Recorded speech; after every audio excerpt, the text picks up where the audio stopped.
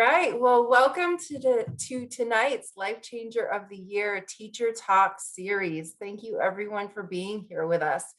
Teacher Talk is a series that is for educators by educators, and it's sponsored by National Life Group's Life Changer of the Year program. So through Life Changer of the Year, which is a K through 12 education recognition program in this nation, we have been able to meet so many incredible educators working in the schools all across the US. And we formed this incredible network of brilliant ideas and passion and hard work. And through this, we also were able to find and form a relationship with a life changer who introduced us to some other educators, and from there formed the National Coalition for Safe Schools. So I am so excited tonight because this is a series that is powered by NCSS. And we are going to be talking about what it takes to reopen schools at the middle school and high school level. Tonight's moderator is Joe Fothery, and Joe has been with NCSS since day one. He is one of the founding board members of NCSS. He's an instructor of innovation and creativity, and he was named one of the top 10 teachers in the world in 2016. So without further ado, I'm going to turn it over to Joe. Joe, you take it from here. Have a great night. Thanks, Valerie. I'm so excited to have the opportunity to have a conversation tonight about what it's going to look like to reopen America's schools next fall. For all of us involved in education, you know how just earth-shattering it was last March whenever the pandemic swept around the world. And I mean, time stopped in public education. And for many of you, you've yet to return to any form of normalcy. I know we have teachers and students all across the country that are still outside of school. And, you know, we have this bold idea of being able to go back and to reopen our doors next fall and to empower our kids with the skills they need to be successful in the 21st century. And we know that's not going to happen by accident. It's going to take a lot of planning. It's going to take a lot of courage, and it's going to take a lot of conversation. And there are going to be difficulties along the way. And we've got to be real about some of the issues that we're facing. And we have a panel tonight that's going to walk us through some of those different obstacles and talk about different interventions. But I do want to stop and just think a little bit also about what today is. 22 years ago in Columbine, we had one of the worst school shootings in our nation's histories. And I was reading today from the newspaper, the Daily Tar Heel from the University of North Carolina, and this is such a concerning op-ed piece, the title, that I want to let it hang here for a little bit because the title reads, 22 years after the Columbine shooting, not much has changed. That is unforgivable. We can and we will do better. And so as a nation and as teacher leaders and as administrators, we have got to come together and we've got to figure out what we've got to do to create healthy environments where our students and teachers can thrive, not survive. And so I want to take just a moment of silence, and I want to think about all of those kids and all of those teachers whose lives have been lost in shootings in communities all across the nation. We have had 45 mass shootings within the last month. And we know that there are issues at home that needs to be dealt with. And we also want to take a moment and think about those 3 million plus lives that have been lost during the COVID pandemic. So if you just with me, we'll pause and we'll pay homage to those individuals. Thank you. So tonight we're honored to have with us 4 outstanding educational leaders. We have Simone James, Kareem Neal, Lindsay Jensen, and Howard Fields are going to be with us tonight to have a conversation with you about the issues that they see that America's schools face and what we need to do as an educational collaborative to be able to work together to be able to overcome those issues. So first and foremost, I want to give them an opportunity to introduce themselves. So we're going to go in the order of tonight's event. So Simone, Kareem, Lindsay, and Howard. Simone, if you would go ahead and kick us off. Good evening, everybody. I am Simone James, and I'm just so grateful to be here tonight and to be connected with these amazing panelists and all of you through Joe, who I actually met as an NSTOY pre-service teacher fellow and participated with in the Voice M Fellowship. I am currently in my 4th year of teaching 5th grade in Meriden, Connecticut. I'm also in a 6-year program at the University of Connecticut to pursue an administrative certification. At my school, I'm the equity chair and lead our equity committee, as well as serving on the district leadership team for equity. For my time as an undergraduate student at UConn until now, I've really enjoyed devoting time to helping connect BIPOC teachers across my state through different organizations such as Leadership and Diversity, as well as presenting at and hosting conferences focused on culture sustaining and equitable teaching practices. Currently, I'm an organizing member of Melanin Magic, and we host annual conferences and events specifically to support and provide resources to BIPOC teachers across the country. And just thank you so much for welcoming me into this space and being able to share with you tonight. Thank you, Simone. Kareem. Hi, my name is Kareem Neal, and I am a high school self-contained special education teacher. I teach at Maryville High School in the Phoenix Union High School District. I met most of the folks here through State Teacher of the Year. I won Arizona Teacher of the Year in 2019 and got a chance to get out there and meet lots of awesome people. I'm also on the board of directors for the National Board for Professional Teaching Standards. And more actively on my campus, I am a restorative justice trainer. And I kind of focus on implicit bias and decentering classroom spaces because my students are often students that are kind of left behind on campuses. So that's been my passion. Thank you. Thank you, Kareem. Lindsay. Hi, everyone. Excited to be here with you tonight. My name is Lindsay Jensen. I'm the 2018 Illinois Teacher of the Year. I recently finished up my doctorate in teaching and learning, and I am a writer, author, speaker, activist who is really passionate about teacher leadership and creating spaces for teachers to lead. I currently serve in a hybrid role in Dwight, Illinois as the senior English teacher and for half the day.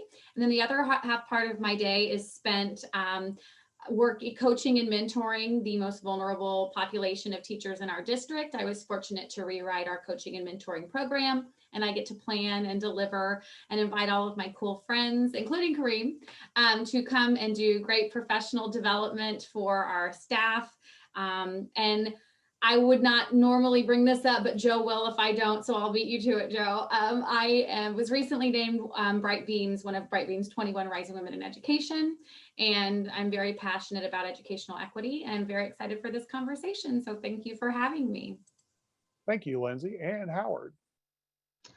Thank you so much, Joe. You didn't tell me I was going to have to go last after Lindsay, Simone, and Kareem, and so I would have rather went first. It's truly an honor to serve on this panel. My name is Howard Fields. I am currently an Assistant Superintendent of Human Resources in St. Louis, Missouri. I'm also co-founder of BME STL, which is Black Males in Education St. Louis. I am a recent author. I authored the book, How to Achieve Educational Equity. It's going very well in that regard. I'm here to support and have conversations. I am the 2020 National Distinguished Principal through the National Elementary Association of School Principals. And I'm excited to be here to have the conversation again. So thank you. Thank you, Howard. So we have an outstanding group of panelists tonight that can look at the situations from a variety of different lenses. And so one of the things we also want to do is encourage our audience tonight, be real in the chat. Where our panelists are going to be there. They're going to be posing questions. We have questions from NCSS that we're going to pose. If you have resources, if you want to push back, this is your opportunity to really get in there and create a vibrant conversation. Each panelist has been given about approximately 10 minutes to go through and to really have opportunity to have a deep dive on their conversation points. They're looking at it again from 4 different sets of lenses. And so we're going to start tonight off with Simone. Okay, so as I mentioned, I'm only a fourth year teacher. So, I'm very early, just getting kind of started, getting my, my feet wet. But I definitely feel like being that I'm teaching during a pandemic, I think that there's so much, I think, for early career educators for us to be prepared for. And I've been in school in person fully since September. So that experience has been different from most people who have been hybrid in different situations. So just I want to, just kind of share some advice for especially those early career educators and other educators as well who are here listening with us. So obviously there's so much happening. It's a pandemic, but we are still figuring out the curriculum. We're figuring out what works best for our students when it comes to teaching and learning. And just some advice I have for that is one, don't always feel like you have to reinvent the wheel. I think that during this pandemic and being online, being virtual, one of the greatest things that has come out of this is just the massive amount of materials and resources that have been created and shared. I know that I am always utilizing technology and even prior to this. So now that we're all sort of having to do that, there's just been so much more that's been created in high quality materials. And I would really always strongly suggest getting online and joining those groups. I know for me, some groups that have been extremely helpful are just honestly on Facebook. There are different groups, Not So Wimpy for, elementary levels. I teach elementary, obviously. There's lots of things for just technology. One of my favorites is it's called Not Another Email PD. And it gives different technology tips and ways to just kind of utilize it in a way that's easier, makes our lives easier. Another suggestion I would have is to collaborate with your team. One of the best experiences I've had on a fifth grade team, it's 4 of us, is kind of picking up the load in different areas. So one of us does the math, one of us does the reading, when somebody does the writing. And by kind of just always communicating and sharing that load, and it's not all on one person, it just has made my life so much easier because, number one, there's somebody else that you could go to who's creating material and kind of becoming an expert in that area. And when you're not spreading yourself so thin, you're able to kind of get to know the curriculum and what you're teaching a little bit stronger in whatever you're focusing on. And I know it's not always easy to collaborate. We don't always have the shared time and that sort of thing. But if you can make that time, or if you can, make those connections and communicate, I think it's just really helpful to make that investment for the long run. Building relationships with students is, that's I think it's a no-brainer. We talk about that so often. However, it's something that I think that we don't always necessarily focus on as much in terms of like, how do you do that? Or, what's happening? Why do you do that? What's the benefit? You can't get to, I don't think you get to like the strong instruction without that classroom management. And that comes from those relationships with students. And especially right now when students are, dealing with pandemic as well, parents at home losing their jobs or the quarantine. I know I've had students constantly out, could be weeks at a time.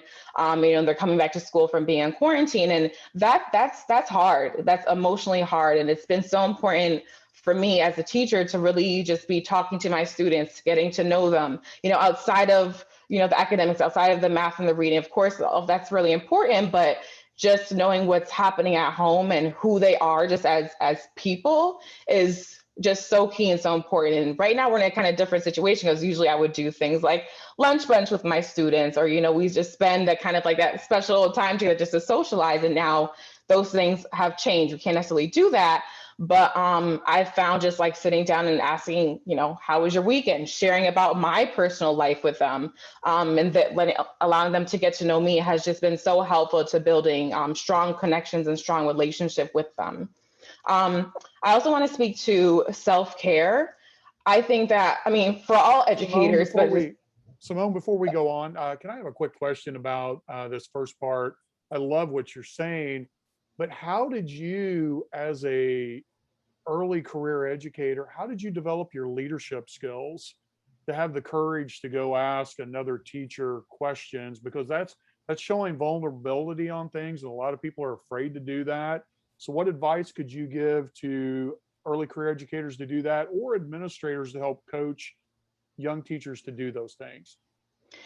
I think for me, honestly, so it's kind of 2 things. One, stepping even outside of my school to get to know other educators, whether it's going to conferences. I love going to different conferences, and even now that could be virtually as well. But getting to know other people and kind of hearing about what's going on in other classrooms and other schools, and it kind of broadens your perspective. But also, like, within the school, being open to feedback, and I think that's one of the hardest things to do, I think, as a teacher, because we feel like, oh, it's my classroom, my students, but recognizing that, we share this community, and my students are also your students. I think for at least for my team, that's something that was so important for us. We realized that these are all of our students, and being open to feedback and to listening just to what else might work.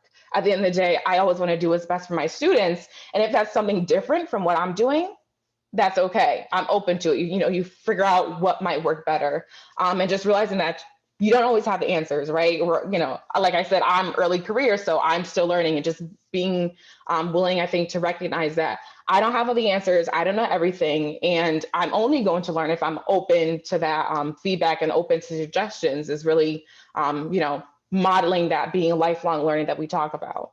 No, that sounds great. So I appreciate that. And give you your last 4 or 5 minutes to go to talk about self-care. Yeah, so I think self-care, like I said, is just important for everybody, really. But I think for early career educators, like, you're so stressed with, learning how to do the job while you're doing the job. That's really, really hard. So for me, I found it really helpful to, one, set non-negotiables, like, this night I'm going to leave at this time, recognizing that the work is not always going to be completely done. There will always be more to do. I could stay. I remember my first year, I think a bunch of nights I would stay till 7 o'clock, and then I was burnt out. I was done. I was beat for the next day. And you can't pour from an empty glass. You have to kind of also focus on yourself to refill, so that you can come back in and be refreshed for your students, and be able to, have that energy that they also need to feel engaged from you. I think also knowing kind of when you need to ask for help is really important. So kind of going back to that feedback, that you're not always going to have the answers, whether you're going online for that help to these groups, as you could talk to other teachers, whether you're going to other teachers in your building. Also finding community, that is so, so important. Like I mentioned, I love to go to conferences and things like that. And I have teacher friends in the building and outside of my building as well. We do some of those things together. But having other people to kind of talk to who share that same passion of teaching and learning. And I think also this is really important for specifically BIPOC educators, because not only, you have, the job of teaching and learning, but also the trauma that comes with everything that we're seeing with, racial tensions and dealing with possibly racism within your school and microaggressions. It's a whole other layer that you kind of have to constantly navigate, and finding those groups of people who can relate to that and can share just kind of strategies and ways to deal with that, and that you can even just vent to sometimes, to know that I'm not alone in this. There's other people I could talk to, because sometimes you will be the only person of color in your building. So it's really important that you find that community, you find those affinity groups of people that you could go to, and just kind of have, those folks around you to uplift you and support you. And lastly, I think just finding your joy, and that sounds so kind of cheesy maybe, but like for me, I find it so important to like bring things into the classroom that make me happy and make me also, uplift me on days where I'm feeling kind of stressed out, because you're not gonna come into the classroom happy every single day. We're human, right? So finding those things that you just enjoy. Sometimes for me, it's like, I'll play like hip hop piano instrumentals, and I enjoy it and the kids enjoy it.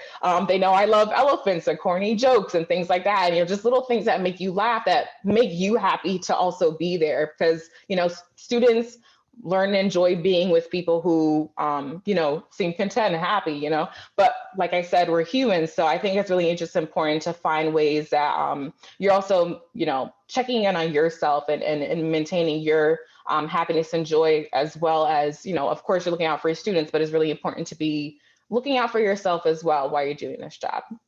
No, I love that. And please do not apologize for cheese. I just love the fact that you talk about explicit joy. And I think we have to go search for that. I think it's purposeful self-care is what I heard from you. And, looking at this collaboration and relationship building, it's hard this year when you see this is how we're connecting. So we do have to be purposeful in that. And so if you could kind of extend this conversation in the chat, Simone. And I think also, I mean, you brought it out, and I think it's something we need to discuss is, you know, we have a lot of racial tension going on today. We know there was, you know, a landmark case that just took place a few hours ago, a decision, and a lot of people are processing things, and our kids are going to be processing these things, and they look to us for help. So if you could continue that on in the chat, I would really appreciate it. And thank you so much for your words of wisdom. Thank you. You bet. Kareem, we're going to turn it over to you now. Thank you very much. All right, so I want to talk to everybody about the folks that we normally aren't talking about, and that's like the self-contained, the medically fragile, special education classes that are some places have mild, moderate folks in your school. And we just got back to in-person school about 4 weeks ago. Like our district, we held on and held on and held on because my district had a lot of kind of COVID cases per you know, zip code. And so when we came back, we actually, like I think a lot of schools probably did around the country, we did the polling of families and things like that on whether or not they want to bring their students back. And our school numbers were low. It was like 30-something% of parents that said they would bring them back, and that was because of the area code we lived in. Like we teach high poverty. Pretty much everybody's Black and brown, and as y'all know, nationally, those folks are hit the hardest. But then when talking about the students in my class, the self-contained special education classroom, the numbers were closer to 13%. Through the 3 classrooms. And the reason why a lot of people, because I think a lot of people don't know that much about self-contained classrooms. They know they're there. Everybody knows those classes are there. There's some people that, you know, they might go to a bus a little bit earlier than regular ed folks, you know, leave school, or they might go into the cafeteria a little bit earlier and have their own dedicated spots. They're often with adults and things like that, but not realizing the depth of like how many of those students are on heavy meds, how many of those students have medical issues that had the parents even more concerned, if you can believe that. I know, you know, particularly last March, right? Everybody was super concerned about COVID. But as the time went by and I started hearing the conversations around school openings, they obviously were not centered on those students. And what not doing that does is it allows schools and then allows communities to not think about the most vulnerable folks in their community, which we should obviously never do. But what everybody needs to do going forward that would be very helpful is to actually get to know those folks, right? That is the basic thing that we always talk about with schools. Oh, get to know your students. But I would say, let's make that bigger and get to know your whole school community, because those people are a part of the school community that are often left out. And what happens then is, you know, the voices that get heard when talking about reopenings or how we're going to reopen, like our governor just said, we do not need to have masks in the classroom, right? So our governor just said, Arizona, it's up to y'all as individual districts whether or not to wear the mask, right?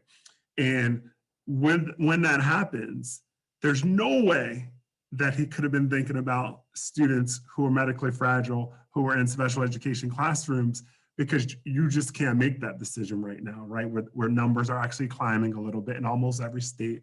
And these students in my class are the ones who are just, parents are just like, they're just not coming back then. Like I have a student who's a senior, because I keep my students for the entire time they're there, and I have them for probably 4 of the 6 periods they have per day. There's a parent of a student who's a senior and he's great, loves school, and she's like, there's no chance I'm gonna let him back on that campus because something can happen to them. And those are the voices we need to hear and we don't hear.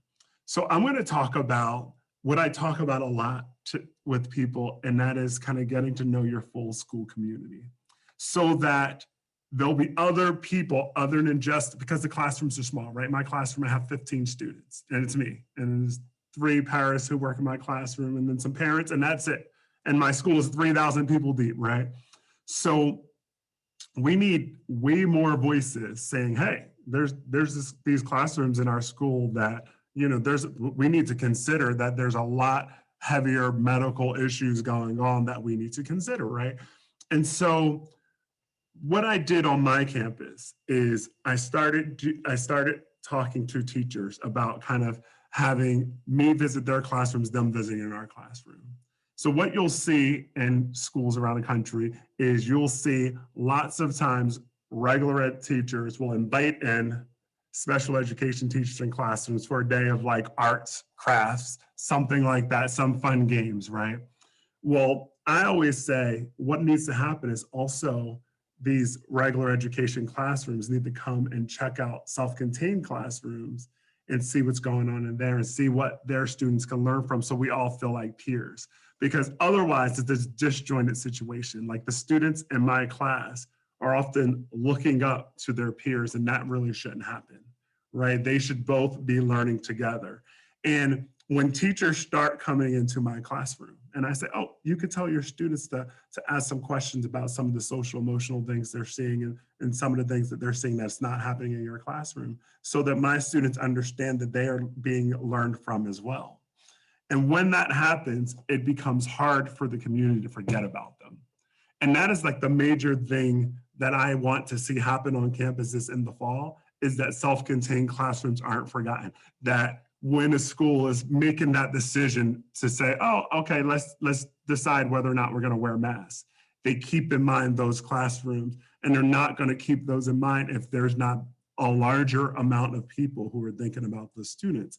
And one of the things that I do a lot in my restorative justice trainings, I talk about community building circles, which is a classroom thing. However, on my campus, I went around and said, let's all do this thing, right? And I trained some teachers to do it. I trained most of the teachers to do it.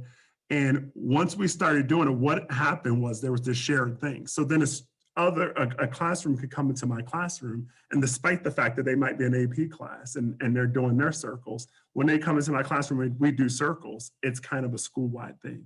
And it's a community building thing so that we can say we know these students well, we care about them, and their voice is going to need to be heard as much as everybody else's voices need to be heard. And that's what's not happening, that I want to see happen in the fall. Otherwise, it's going to be a bunch of decisions made that will fall down onto self-contained classrooms, but without any input coming from any of the people involved in the self-contained classroom. So I think it's super important to do community building as a campus level, not just a classroom level. Well, and you got about 3 minutes left, Kareem. So I do have one last question I want to ask you. It takes a lot of courage to open up your classroom and say, hey, teacher, come in and see me and learn. So if you had a piece of advice for a teacher out there that would just love to do this, or an administrator thinking, my gosh, how do I get my staff to do that? What would you tell them? So outside of talking to schools about having them all do community building stuff, because when that happens, it becomes much easier to talk to other classrooms. That's first. So if the whole school is doing this community building stuff, then it becomes easier to do. But outside of that, for individuals, I would say just do something that's really in your wheelhouse. Like every teacher knows that they have this thing that separates them, that they get energized from. I know, for instance, in talking to Dr. Jensen, it's like she does this really cool, like Humans of New York type activity in her class. And every time she talks about it, it is like the best and coolest thing ever. And maybe she'll talk about it today to y'all.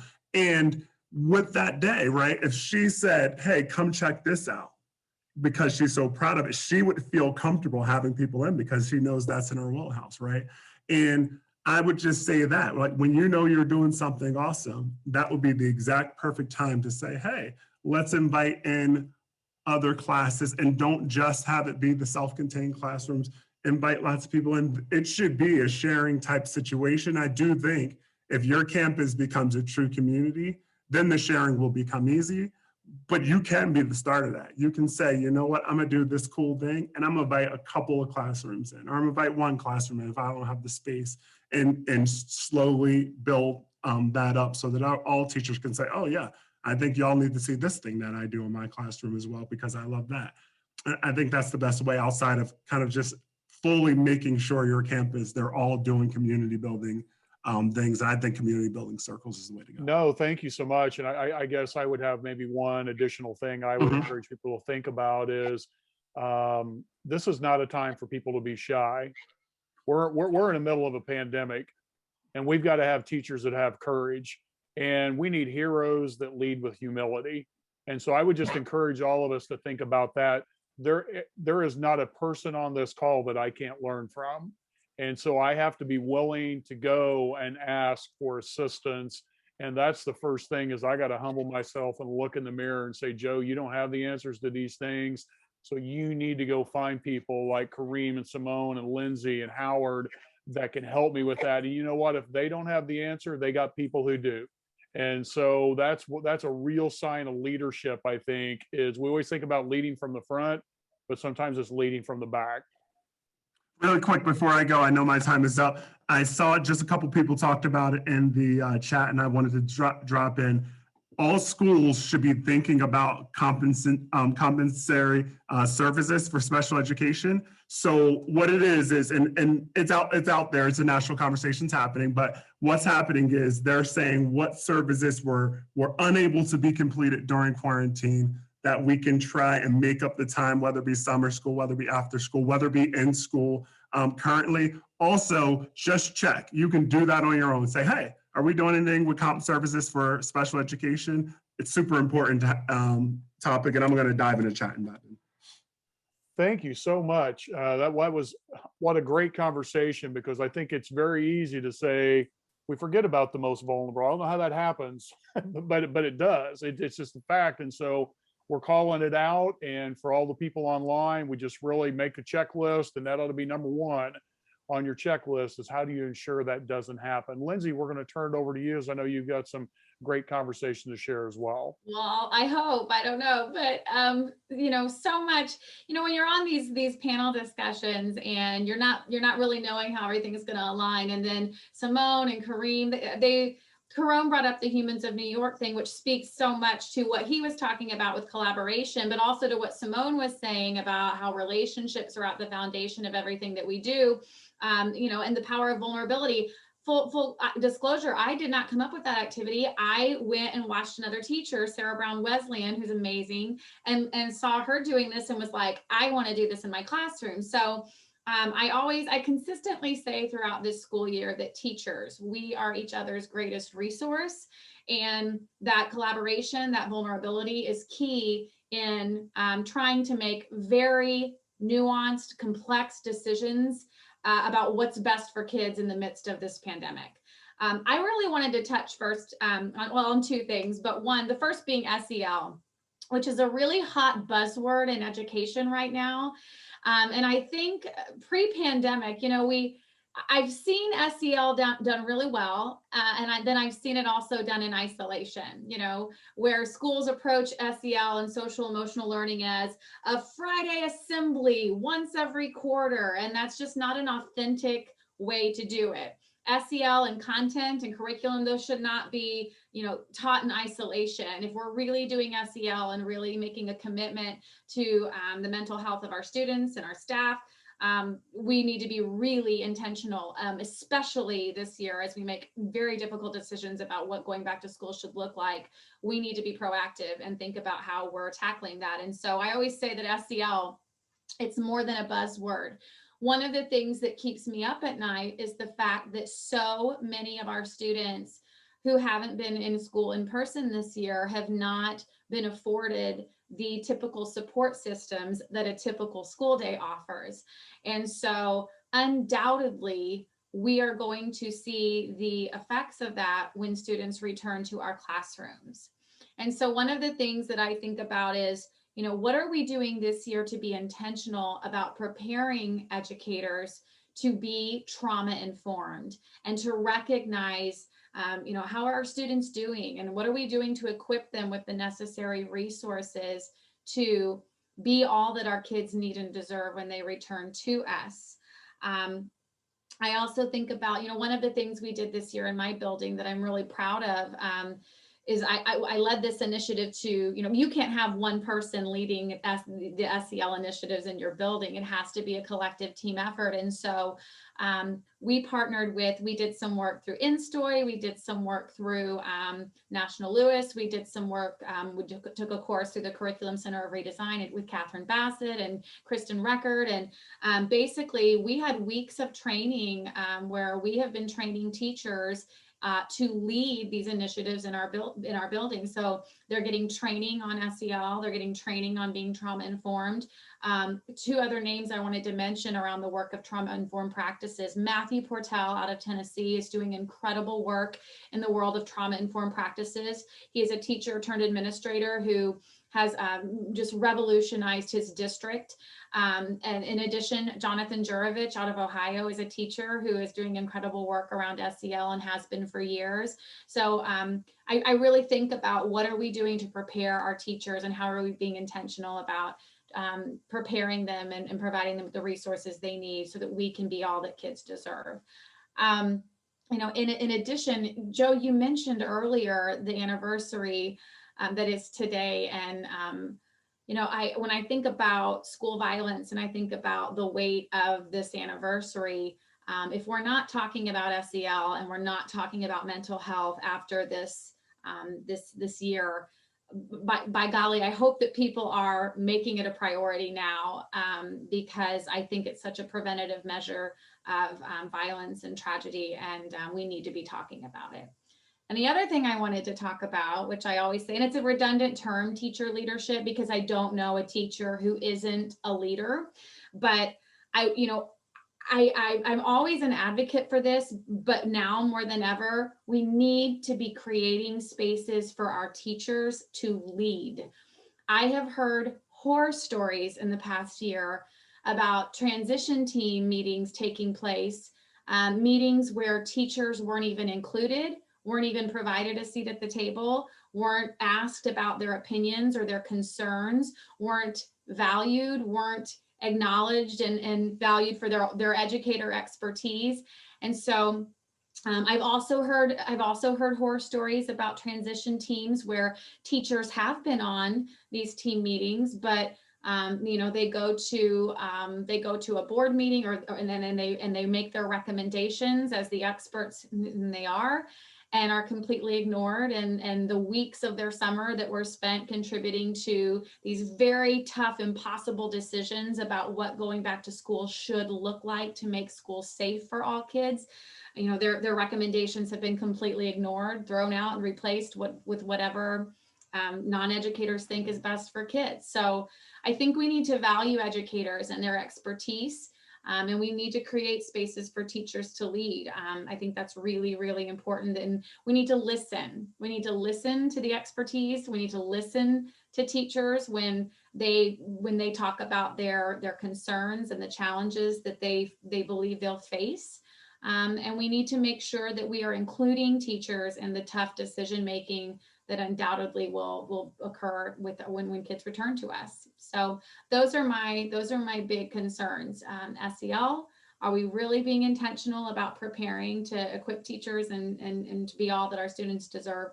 And are we listening to teachers and creating spaces for them to lead SEL initiatives in our building? And are we valuing what they have to say as we make impossible decisions about what going back to school should look like?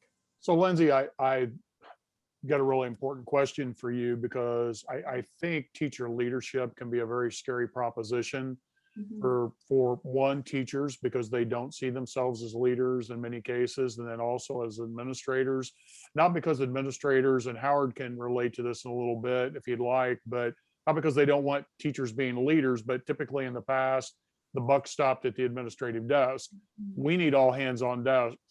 And I mean, we need lots of help. So if you were talking to an administrator that's saying, I don't know how to leverage the leadership in my teachers, in your last couple of minutes, could you give them some advice?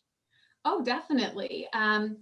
You talked about humility earlier, Joe. I am a firm believer of the following: good leadership multiplies. And if you're a true leader in a building, you want to delegate, and you want good leadership to multiply. And I'm shocked at the number of times when I talked about the SEL initiatives we have in our district and in my building. I'm shocked when I go to a teacher and I say, hey, we're going to lead this SEL initiative. I know the work you're doing in your classroom. I've seen what you're about. I know the work you're doing with kids. You are the perfect person to help lead this initiative in our building. And there's always a moment when you unexpectedly say something like that to teachers where they're like, who, me? And so my other piece of advice would be to administrators, validate the great work that your teachers are doing and help to elevate that work, and instill some confidence in them. Teachers are constantly pushing the boundaries of what a 24-hour day can hold. So taking a moment to say, let's pause for 1 minute. I want to tell you that I see you and I see what you're doing for kids. That's a major confidence builder. And if we're the leaders we want to be, we want to make sure that good leadership multiplies. And I think there's no one better to help lead buildings than teachers who are doing great work for kids. Well, thank you so much. And I think if we would have somebody from NCSS who's behind the scenes right now, pushing the buttons, if you have like an email address that you could post in the chat window. So if anyone wants to email questions to you about where would I go get help to find out more about teacher leadership or the most vulnerable, or, Simone was talking about, issues surrounding early career education. We'd love to make sure that they've got that contact information available. Howard, really excited to hear from you from an administrator. Purposely put you last because I know we had 3 great teachers before you. And I thought maybe some of the questions they raised might also lead into your conversation from an administrator. So excited to hear from you right now.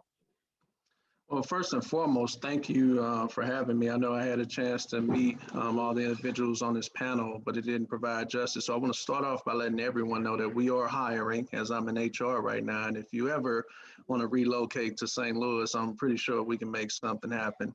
I think leadership matters across the board. I still consider myself a principal at heart. This is my first year as assistant superintendent, and what a year it has been to transition not only into the district office, but also into during a pandemic. It has been tough. And so with that, I think the humility piece that you talked about, Joe, is important. I think some of the things that Lindsay and Simone talked to as it relates to being there and taking care of your team and leading and all of those things. And even to Kareem's point in terms of trying to build capacity, I think all of that is going to be important as we look at post-pandemic schooling. And so 2 of the main areas that I chose to focus my remarks on, one of which being the notion of learning loss, and the second of which being actually post-pandemic schooling. And so this notion of learning loss, we are all adults right here. And if we were to report back in person here in the St. Louis area, the overwhelming majority of schools and school districts are back, all of which have some type of virtual presence, need that be going through a vendor or need that be something that they created as a byproduct of the pandemic. But if we were to go back to school, and if our supervisors and if our leaders were saying, I know you all didn't learn anything this last year, but we got to get back into school, I think a lot of us will look at things kind of sideways, because learning will never stop. And because learning will never stop, the way in which we quantify learning may be different, but the learning has not stopped. And so I start there because I do want to encourage everyone, regardless of your role, regardless of your influence, to understand that just like us, our students, their learning did not stop. When you think about the pandemic, and you think about all the things that they've been forced to understand more, you think about all the ways in which they've had to be nimble. Shout out to all of our parents because they are doing a lot of work if they are, assisting in the virtual standpoint, and that they have been more than accommodating, at least here locally, as it relates to understanding the challenges that we face. And so this notion of learning loss, learning will never stop. And I think it's going to be very important when we welcome all of our scholars back, that's at least the premise in which we're operating. When we think about 21st century skills, I won't go into all of those, but we always talk about problem solving and creativity. problem solving, and creativity. Well, the pandemic has forced so many of us to do that. There are some organizations that once the pandemic hit, they kind of shut down and they were like, that's it. And, we can't do anything until the pandemic is done. But there have been some organizations who have capitalized on the problem solving and the creativity that's happening right there. And they are absolutely flourishing. And so when we bring our students back, if you're not already, we have to understand and give them a voice and a platform. We talked a little bit about listening to our teachers. I certainly agree, and also agree with what Lindsay stated as it relates to leaders breed leaders. Sometimes we lead from the front, sometimes we lead from the back, but at the end of the day, if we're not building capacity among our constituent base, then what are we actually doing, right? And then last but certainly not least, within the context of this learning loss, we have to do a better job of looking at things from an asset-based model as opposed to a deficit standpoint. What I mean by that is so often we'll look at said population groups. So we're talking about our students of color, primarily here in St. Louis, our Black or Hispanic students. We're talking about students who receive special education services and students who qualify for free and reduced price meals. Those are the students that we're talking about. We may use some euphemisms, but those are the students in which we're talking about. And so we say all these things as it relates to their scores are not here, they're not reading on this level, et cetera, et cetera, et cetera. So we need to address those pieces. However, I have never met a student where they had more challenges than they had gifts. And so with that being stated, how do we capitalize on the gifts that they have to use that as a platform to excite them about learning and to excite them about working on some of those areas that can complement the things that they do well? In the preamble, I talked about post-pandemic schooling, and I'm going to continue to wrap up in that regard. In my opinion, there are three things that we have to seriously look at as we shape and mold what schooling will look like past the pandemic. The first of which is suspensions. When I say suspensions in this context, I'm talking about students who are not in the classroom learning. We call it suspensions, but for many of us through the McKinney-Vito Act, there are students who are homeless. And homeless, they're not on a lease or anything like that. And if you've ever been an administrator or a teacher when some of your students report to your school and they're quote unquote homeless, sometimes the bus or the cab is late. Sometimes they're not at the location, so they don't show up to school. If they are not learning as a byproduct of that, they are quote unquote suspended in this particular context. And so is that their fault? Absolutely not. So when you think about the students in that particular category, but then you think about students who have made poor decisions, I don't believe that there are any bad students, but I do believe students make bad decisions sometimes. Having said that, we all want to be judged by our best as opposed to our worst actions. And with what we have with technology and with what we have with all of the various different platforms in which learning is taking place, it's almost criminal to put in a situation where a student will go a week, 2 weeks, et cetera, where they are not constantly learning in some shape, form, or fashion. I get it. There are some things where we do need to remove students from classrooms. Having said that, their learning should not stop as a byproduct of that. So I think we need to consider that. We talked a little bit about current events. Like you probably, I did sit here and I watched the verdict that just came out, and I'm not an emotional person, but it did hit a little different because quite honestly, I'm not accustomed to, as being a Black male, any type of brutality whatsoever resulting in some level of accountability.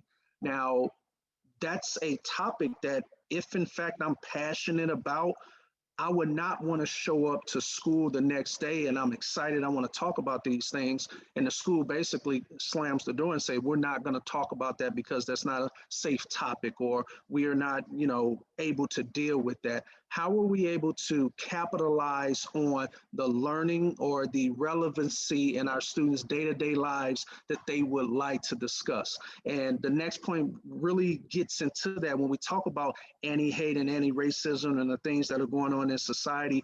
Oftentimes the schoolhouse is the only place where we cannot discuss those things. And I do think that's criminal.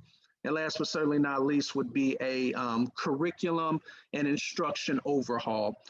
Here in the state of Missouri, I was passionate about this matter. There's currently a Missouri House Bill 952. And essentially, it would be a situation where you would get penalized just for bringing up the 1619 project. Well, anyone who's been a teacher understands the various different perspectives and the tools that you can use to have conversations or to get students to think and see perspectives and write and all of that. But to make it as if there's a dynamic where we can't even talk or discuss difference of opinions or some of the other dynamics that are showing up, we are essentially continuing to oppress students by not giving them a full rounded perspective as we continue to perpetuate some of the dynamics that have been plaguing the educational system for decades, if not centuries. And so all of those things, I know it's a lot. As I'm looking down, I got about 30 seconds left. Those are the things that, in addition to all of the fantastic points that Lindsay and Kareem and Simone have already spoken to, some of the great questions that Joe has already asked, that is a lot of what are the things we need to consider. And so hopefully if you're taking notes, you're on at least the 13th or 14th page, because I've been listening to the colleagues and they're doing a spectacular job. And so again, I appreciate the comments and turn it back over to Joe. Well, Howard, I just can't thank you enough for just laying it on the line. I think one of the things we really just have to figure out in the short time period is we got to be okay with having uncomfortable conversations. We just do.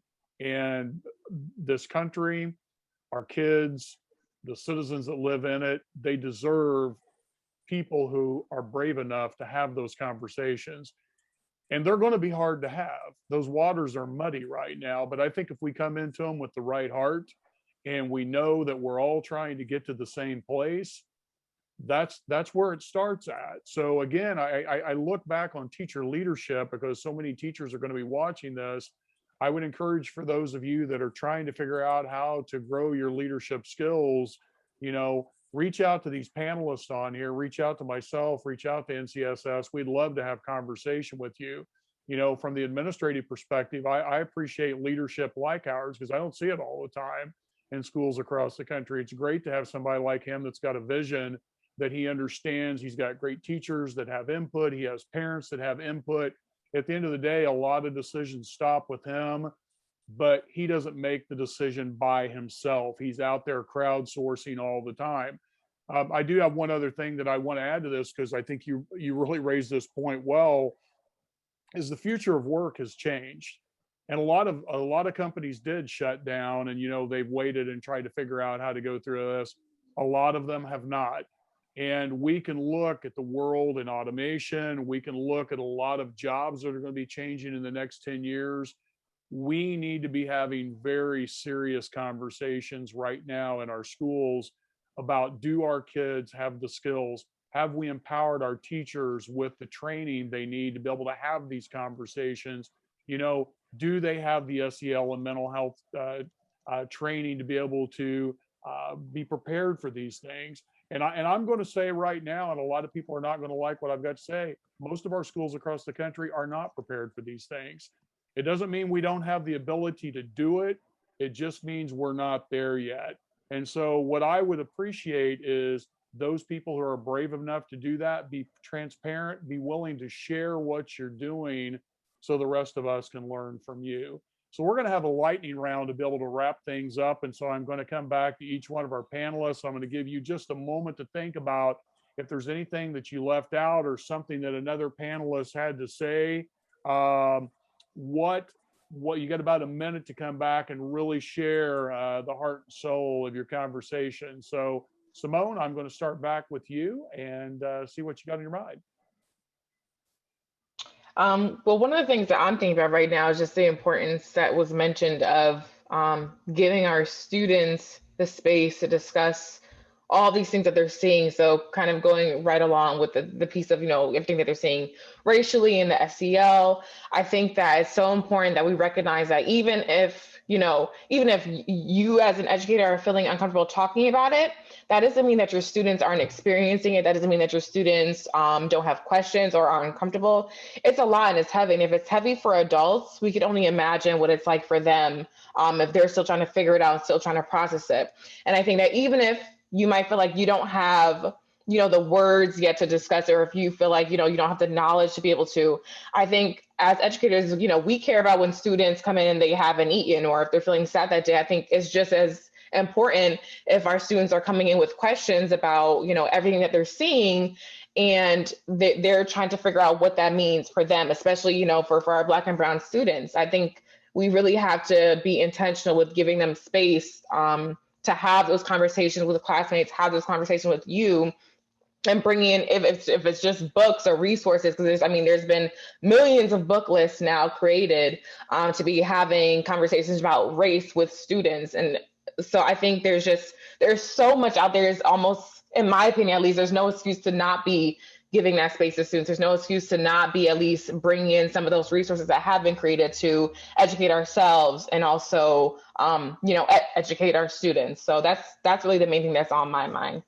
Okay, thank you. Howard, I'm going to come back to you because we had a question about recruitment and retention during the year of the pandemic. And I wonder if you had any thoughts just about how people should approach that.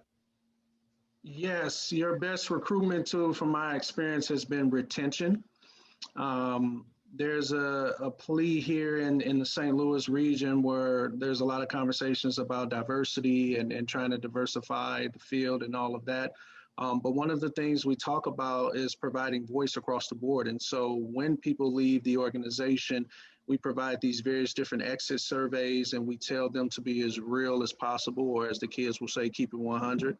And what we've learned is that a lot of people are leaving because the people that do leave, let me say that, the people who do leave, there's some commonality in terms of not feeling like their voices are heard, not feeling valued, and then having some other things outside of the profession going on. And so the way my mind operates is more so a few different things, one of which, are we eliciting feedback from our team, not just putting the microphone in the space, but putting the microphone in the space and encouraging people to come. We have a responsibility to listen. So I think that's an important factor, but I also think what's an important factor as we talk about giving people permission, we have to give people permission to be their authentic self. And when we say their authentic self, come as you are, if you are in any space, in any role, in any district, regardless of pay, if you are not allowed to be your authentic self, you will not get a chance to thrive there. There have been some colleagues who are making $20,000, $30,000, $40,000 more this year than the past year, but they're spending $20,000, $30,000, $40,000 more on therapy. And so those are some of the things that we're grappling with within the context of this field. But again, I would say self-care, give people an opportunity, as well as almost mandate the directive that you be yourself, and then humble yourself to be able to listen, understand that we don't all have the answers. We're all gonna say the wrong thing sometimes, but are we willing to come back and continue to work together for our students? Thank you, Howard. Lindsay, we're running out of time, but I want to make sure and give you and Kareem. I'll be quick, and I have minutes. I have so much I want to say in response to Simone and Howard, but I'll just kind of keep it here. I think we constantly underestimate young people, and we tell ourselves, well, are they ready to have these conversations, be it the pandemic, be it race relations in our country, be it social justice conversations. And it saddens me, I'm going to be politically correct here, but it saddens me that having tough conversations, but important, necessary conversations in the classroom has been made political and has become synonymous with indoctrinating kids. I think as we go back to school, we have to listen to what it is our students need, and we need to be brave enough to facilitate tough conversations in our classroom, because our kids, I think their mental health depends on it, and they need safe spaces where they can process all that is occurring in our country. And on a final note, I am not naive to the fact that that is not necessary, or excuse me, that is not, there are teachers who fear they will lose their jobs if they do that work. And so my advice to them is, as someone who makes trouble in rural spaces and conservative spaces. I think kids need to process. And if we're the teacher leaders we want to be and that we should be for our students, we need to make sure we're being advocates and that we're advocating to create spaces for them to process whatever it is they need to discuss. So let's not underestimate young people. Also, let's not underestimate the professionalism and the capability of our teachers. Thank you, Lindsay. And Kareem, I'm gonna let you wrap up last minute. I would say outside of all the great things they said, to think about figuring out a way to build a strong school community, not classroom. I think most people who pay attention in things like this, and most people, of course, on panels like this, they figure out a way to have a great classroom environment, great classroom community, figure out a way to do it on your school campus, whether it's shared language or restorative practices like I'm doing on my campus, or whatever your campus rallies around. Find a way to rally around that while pulling in all of the people. Okay, well, thank you all for your words of wisdom tonight. Obviously, we only touched on a small tip of the iceberg of the issues that are out there, but we appreciate your expertise. I want to thank National Life Group for their continued sponsorship of NCSS and for NCSS for hosting this event. I do want to make you aware that the next webinar is an extension of tonight's, but for grades pre-K through 5, getting ready for reopening. Pre-K 5 will be 1 week from tonight, April 27th at 7 p.m. Eastern Time. Our facilitator would be Kansas State Teacher of the Year, Diane Smokorowski, and she will moderate a panel with Precious Allen, Dana Boyd, and Keith Reynolds. So we have another outstanding group of teacher and administrative leaders. And finally, I would like to thank all of you that are out there teaching and working in administration and doing everything that you can for our kids and community. You are truly our heroes. If you have questions, please reach out to the National Coalition for Safe Schools. We'd love to hear from you. And we just appreciate all you're doing to make the world go around. So we'll see you guys next week on the 27th.